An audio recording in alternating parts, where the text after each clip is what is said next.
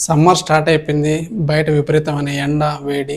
ఇలాంటి సమయంలో చల్లగా వాటర్ మిలన్ తింటే చాలా ఆనందంగా ఉంటుంది. కానీ షుగర్ పేషెంట్స్ వాటర్ మిలన్ తినొచ్చా లేదా అని చెప్పి చాలా సందేహాలు ఉంటాయి. వాస్తవానికి వాటర్ మిలన్‌లో ఎక్కువ న్యాచురల్ షుగర్స్ ఉంటాయి. కార్బోహైడ్రేట్స్ లెవెల్స్ తక్కువ ఉంటాయి. వాటర్ కంటెంట్ మరియు ఫైబర్ ఎక్కువ ఉంటుంది. దాంతోపాటు గ్లైసెమిక్ ఇండెక్స్ చాలా ఎక్కువగా ఉంటుంది.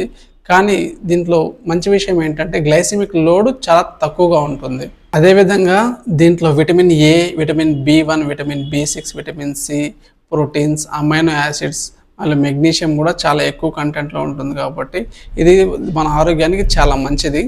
100 గ్రామ్స్ ఆఫ్ వాటర్ మిలన్‌లో కేవలం 6 గ్రామ్స్ ఆఫ్ షుగర్స్ ఉంటాయి. కాబట్టి షుగర్ కంట్రోల్‌లో ఉన్న వాళ్ళు మోడరేట్ లెవెల్‌లో వాటర్ మిలన్ తీసుకోవడం వల్ల చాలా హెల్త్ బెనిఫిట్స్ ఉంటాయి.